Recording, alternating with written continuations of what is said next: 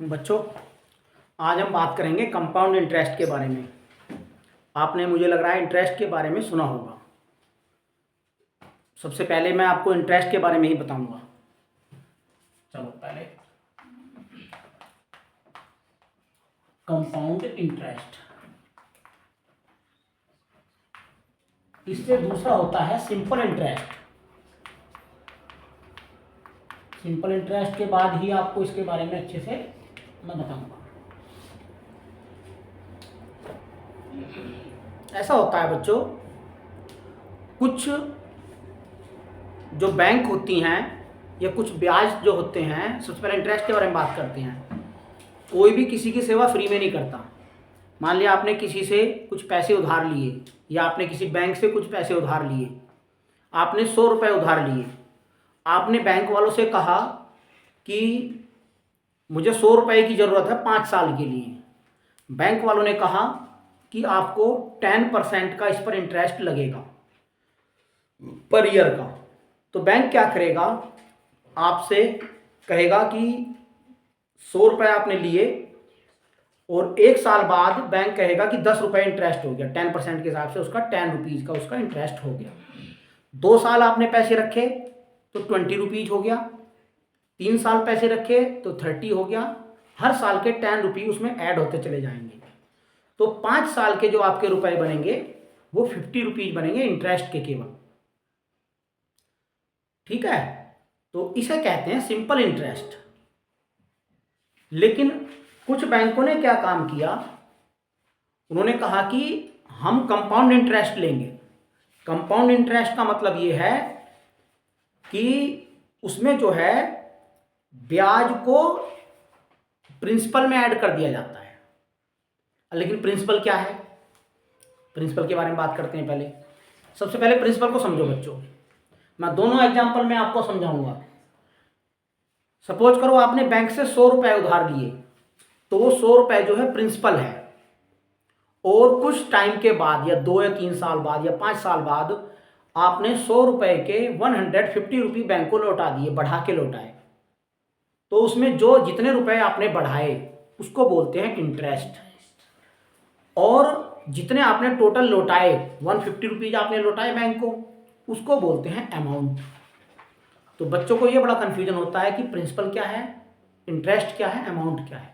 बच्चों, प्रिंसिपल जो है हमेशा पहला वाला अमाउंट होगा, पहले वाला पैसा होगा। और अमाउंट जो है बाद वाला होगा। अमाउंट बड़ा होगा प्रिंसिपल से, उसमें इंटरेस्ट इंक्लूड होगा। कोई डाउट इतने में, जितनी बात मैंने बताई? कोई डाउट नहीं। चलो अब मैं आपको, जो सिंपल इंटरेस्ट होता है उसके अंदर लाइक हमने 5 साल के लिए 100 रुपये लिए थे, तो बस हमें 150 रुपये की जगह 50 रुपये ही नहीं जोड़ते हैं? नहीं, प्रिंसिपल भी तो देना है। प्रिंसिपल प्लस इंटरेस्ट दोनों चीज लौटानी है। और प्रिंसिपल को इंटरेस्ट में मिला दें तो उसी को अमाउंट कहते हैं। Principal plus interest equal to amount, है ना? क्लियर? अब बच्चों चलो मैं तुम्हें दोनों ही तरह से एग्जांपल समझाता हूं। सबसे पहले सिंपल इंटरेस्ट होता था। सिंपल इंटरेस्ट का फार्मूला होता था SI equal to P multiply R multiply T upon 100। इसमें बच्चों P जो होता प्रिंसिपल था, R जो होता रेट ऑफ इंटरेस्ट थी। इंटरेस्ट का रेट मतलब अगर कोई कह रहा है कि 10% है रेट ऑफ इंटरेस्ट, मतलब कितने परसेंट इंटरेस्ट? हाँ, तो उसका मतलब ये है कि 10 रुपए लिए जाएंगे 100 रुपए पे। समझ रहे हो? परसेंट का मतलब 100 पे, 100 पे 10 रुपए लिए जाएंगे। और टी का मतलब है टाइम। दोनों ही कंडीशन में देखते हैं हम कि कौन सा ग्राहक के लिए फायदेमंद है। मैं निकालता हूं 2 साल के लिए। 2 साल के लिए कंपाउंड इंटरेस्ट निकालूंगा, 2 साल के लिए सिंपल इंटरेस्ट निकालूंगा। ओके, चलो अब बच्चों हमने P ले लिया 100 रुपए। Let P equal to 100 rupees है। R ले ली हमने 10%, 10% पर एनम। पर एनम का मतलब है 1 साल की। और टाइम ले लिया हमने 2 ईयर। चलो अब क्या होता है? सिंपल इंटरेस्ट, जो हमारा नॉर्मल इंटरेस्ट है उसको सिंपल इंटरेस्ट बोलते हैं। इससे सिंपल इंटरेस्ट निकालते हैं। ऐसा इक्वल टू पी की जगह रखेंगे 100 मल्टीप्लाई आर की वैल्यू पुट करेंगे 10 मल्टीप्लाई 2, टी की वैल्यू करेंगे 2 पुट अपॉन में 100 से 100 कट होगा, 10 2 या 20 रुपीज आया। कितने रुपए आया? Simple interest 20 rupees. चलो अब दूसरे कंडीशन में निकाल के देखते हैं। अमाउंट नहीं निकाले। चलो अमाउंट निकाल दो इस कंडीशन में। इस कंडीशन में अमाउंट निकालो। अमाउंट इक्वल टू हो जाएगा बच्चों प्रिंसिपल प्लस इंटरेस्ट। हाँ शॉर्ट में लिख दूँ P plus S I. P है हमारा 100 और एस आई आया हमारा 20, तो अमाउंट इस कंडीशन में बन गया 120 रुपीज। तो उसको 120 रुपीज पे करने पड़ेंगे, है ना। अगर बैंक कहती है कि हम तो तुम्हें कंपाउंड इंटरेस्ट लेंगे तुमसे हम तो उस कंडीशन को निकालते हैं। देखो उसमें क्या पे करना पड़ेगा। सेम लेते हैं बच्चों, पी कितना है 100 रुपीज और टाइम कितना है 2 ईयर और आर कितनी है 10% पर एनम। आपने एक्सप्लेन नहीं किया अभी कंपाउंड इंटरेस्ट। कंपाउंड इंटरेस्ट को का मतलब है,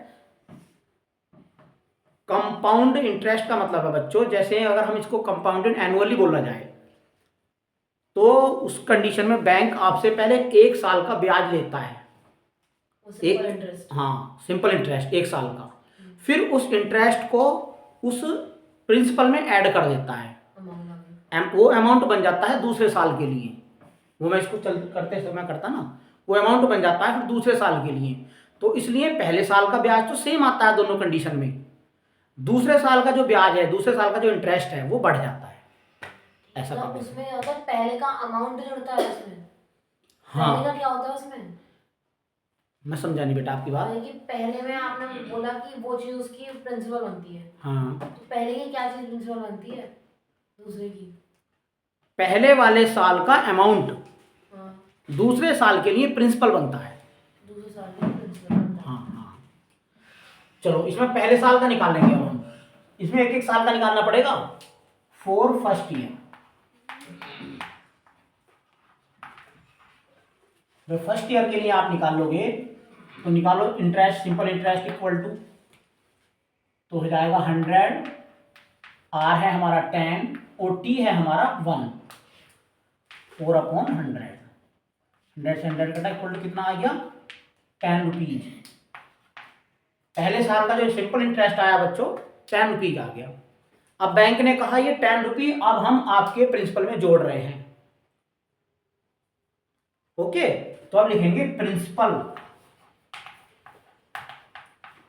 फॉर सेकंड ईयर, यानी कि दूसरे साल के लिए जो जोड़ेंगे। आपने तो कहा था अमाउंट जुड़ता है, जो तो इंटरेस्ट जुड़ रहा है। नहीं इंटरेस्ट जुड़ता है प्रिंसिपल में, तो उसका अमाउंट बन जाता है पहले साल का वो, और पहले साल का जो अमाउंट है वो दूसरे साल के लिए प्रिंसिपल बनता है।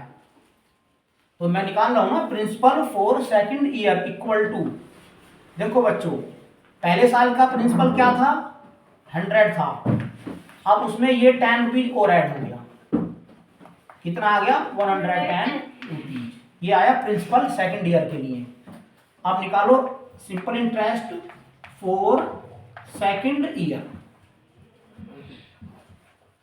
फार्मूला वही लगेगा बच्चों इसमें भी, PRT अपॉन 100। तो P की वैल्यू जो इस बार लेंगे 110 लेंगे, R जो लेंगे हम सेम है हमारी 10, और T हमारा फिर से 1 साल है। 1 साल के लिए निकालेंगे। अब अगर 5 साल के लिए भी निकालना है तो भी इसी तरह निकालेंगे 1 साल का करके। वो फॉर्मूला भी तो है एक। वो फार्मूला बाद में बताऊंगा, मैं आपको ये समझा रहा हूं कि इसमें डिफरेंस क्यों आता है, ये क्यों बढ़ता है।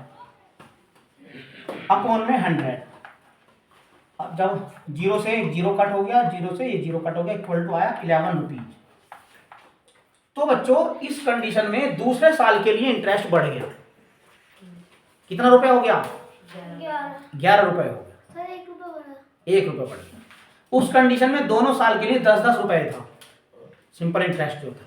पहले साल का भी 10 रुपए लिया उसने, दूसरे साल का भी लिया। मतलब कंपाउंड इंटरेस्ट में 1-1 रुपीस बढ़ते रहेंगे। एक एक नहीं, ये फिक्स नहीं है 1 रुपये बढ़ेगा, ये डिपेंड करेगा रेट ऑफ इंटरेस्ट पे।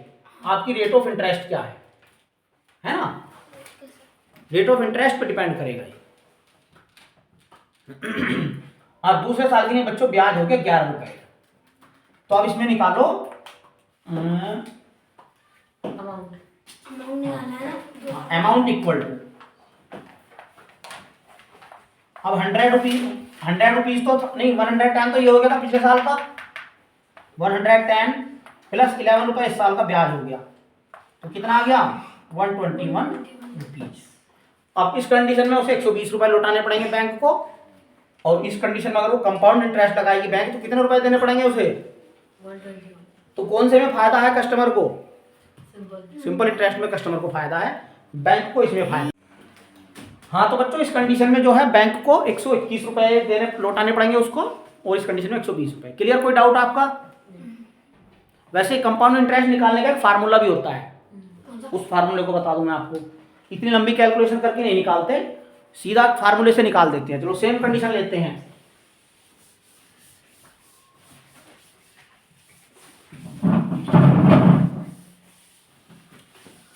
फार्मूला होता है ए इक्वल टू पी ब्रैकेट में 1 प्लस आर अपॉन 100 की पावर एन। अब बच्चों ये ए और पी तो आप जानते हो, ये अमाउंट पी प्रिंसिपल, आर को बता दूं मैं आपको, चलो सबको बता देता यहाँ पे हूँ। A इक्वल टू होता है या फिर CI इक्वल टू होता है? ए इक्वल टू होता है, डायरेक्ट इसमें अमाउंट निकलता है इस फार्मूले से। अगर आपको कंपाउंड इंटरेस्ट निकालना है फिर आपको ए माइनस पी करना पड़ेगा। हम इसमें भी लगा सकते हैं माइनस पी करके, अगर ए अमाउंट पी प्रिंसिपल, आर क्या है बेटा हमारी, rate of interest. Rate of interest, और एन क्या है हमारा, टाइम,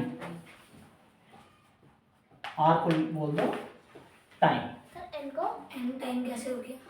एन को इसमें टाइम में लिया जाता है क्योंकि ये होल नंबर में होना जरूरी है, या 0 या 1 या 2 या 3, इस तरह से 1 2 3 4। अब इस कंडीशन का निकालते हैं बच्चों, चलो ए इक्वल टू पी की जगह क्या पुट करें 100, भाई हमारा प्रिंसिपल 100 रुपए लिया था ना उसने, 1 प्लस आर की जगह क्या पुट करें 10 अपॉन 100, एन की जगह क्या पुट करें 2 इयर्स 2 ईयर्स या 2। इसको सोल्व करो, 0 से 0 कट, 100 ब्रैकेट में आया 1 प्लस 1 अपॉन 10 की पावर 2, अपॉन में 1 ले लेंगे, 100 ब्रैकेट में 1 10 का एलसीएम 10, ऊपर आ जाएगा 10 प्लस 1 की पावर 2 इक्वल टू 100, और ये बनेगा मल्टीप्लाई 11 अपॉन 10 की पावर 2, तो 11 अपॉन 10 मल्टीप्लाई 11 अपॉन 10, 0 से 0 कट, 0 से 0 cut, equal to 121 rupees. 11 into 11 आया 121 रुपीज, आ गया ना अमाउंट, देखो हाँ सेम आया ना, 121 आया था। तो हम इस तरीके से निकाल लेते हैं डायरेक्ट प्रिंसिपल कंपाउंड इंटरेस्ट में। अगर लाइक वो दो होल नंबर में ना देके हाफ ईयर या फिर इसी तरह का ये तो इसको अब बेटा हमें होल नंबर में बनाना पड़ेगा। सपोज करो हाफ ईयर में कैसे बनाएंगे? हाँ उसको मैं बताता हूँ आपको, उस कंडीशन के लिए बताता हूँ।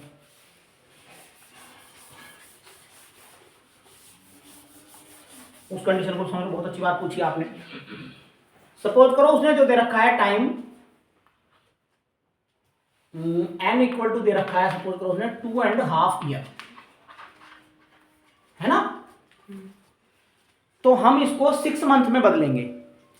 2.5 ईयर में को जब 6 मंथ में बदलेंगे, हाफ ईयरली में बदलेंगे, तो इसका जस्ट डबल हो जाएगा। भाई ईयर को जब हाफ ईयर में बदलते हैं तो 2 से मल्टीप्लाई करते हैं ना, तो इसमें को कर देंगे हम 5/2, तो ये हो गया मल्टीप्लाई 2 हाफ ईयर्स, तो इक्वल टू कितना आ जाएगा ये 5 हाफ ईयर्स। तो हाफ ईयर से कैसे निकालेंगे? अब इसको हमें जब टाइम को बदलना है हम हाफ ईयर में, हमें यह ध्यान रखना है टाइम की और रेट ऑफ इंटरेस्ट की आर की जो यूनिट है वो सेम होनी जरूरी है। अगर रेट ऑफ इंटरेस्ट उसने एनम दे रखी है पर एनम, तो उसको भी हाफ ईयर में बदलेंगे। उसको बदलना सिखाता हूं मैं। सपोज करो आर है हमारी 10% पर एनम, तो जब हम इसको पर एनम का मतलब होता है बच्चों 1 साल की, 1 साल के 10 रुपए लिए जा रहे हैं और हमें बदलनी है हाफ ईयर में, तो 6 महीने के कितने रुपए लिए जाएंगे हाफ ईयर के? 5 रुपए बनेंगे ना, तो सेम इसका हाफ कर देंगे भाई। इसको भी जब हम उसमें बदलेंगे पर 1 साल के 10 रुपए हैं तो 6 महीने के आधे हो जाएंगे, तो 10/2% पर हाफ ईयर। तो ये क्या बनेगी बच्चों? 5% पर हाफ ईयर। हमें जो है यानी कि आर की यूनिट और टाइम की यूनिट, एन की यूनिट सेम करनी है इसी तरीके से। अब इसका कोई अलग से फॉर्मूला होता है हाफ ईयर निकालने का? नहीं, सेम फार्मूला का यहीं पुट कर दो, सेम फार्मूला। यहाँ पे मुझे बस जो हमारा तो वहाँ पे हाफ ईयर के लिए थोड़ा यूज करते हैं, मैंने वहाँ पे नहीं करते हैं, क्यों नहीं करते? एन हाफ ईयर के लिए भी हो सकता है, क्वार्टर के लिए भी हो सकता है। टाइम है, एन जो है टाइम है, ये ईयर में भी हो सकता है, हाफ ईयर में भी हो सकता है, क्वार्टर में भी हो सकता है। क्वार्टर कहते हैं 3 मंथ को। एक बार इससे ज्यादा सॉल्व कर लेना क्या है? इसको कर दो। अरे इसका एक और फॉर्मूला होता है, मैं आपने बताया था वो। नहीं नहीं, ये अब ये आपको वैसे ही लग रहा है कि मुझसे नहीं होगा, सेम इसी तरीके से हो जाएगा। बस इसमें एक बात और समझ लो, हाफ ईयर में करने के लिए तो टाइम का डबल हो जाता है और रेट ऑफ इंटरेस्ट का हाफ हो जाता है। क्वार्टर में करना है तो क्या होगा? जब हम टाइम को क्वार्टरली में बदलेंगे बेटा, तो 4 से मल्टीप्लाई करेंगे, जहां 2 से मल्टीप्लाई करिए 4 से कर देंगे, उतने क्वार्टर बन जाएंगे। वहाँ पे 4 से डिवाइड कर यहाँ पे 4 से डिवाइड कर देंगे, बस सीधी सी बात। यहाँ मल्टीप्लाई करना है 4 से टाइम को, अगर रेट ऑफ इंटरेस्ट में कोई ऐसा नंबर है जो 4 से पूरा डिवाइड ना हो तो कोई दिक्कत नहीं है, डेसिमल में आ जाएगा अंदर, कोई दिक्कत नहीं है। डेसिमल में पावर नहीं, पावर डेसिमल में नहीं आनी है, कभी आएगी नहीं, ऐसा आएगा ही नहीं। ईयर्स में नहीं आ सकता, लाइक नहीं क्वार्टरली में देखा जाए तो। नहीं नहीं नहीं, क्वार्टरली में आएगा, जो भी क्वार्टरली में, हाफ ईयरली में, मंथली में, ईयर्स जो आएंगे ये पूरा होल नंबर ही आएगा। ऐसा कोई प्रॉब्लम, ऐसा कोई क्वेश्चन नहीं आएगा। ओके।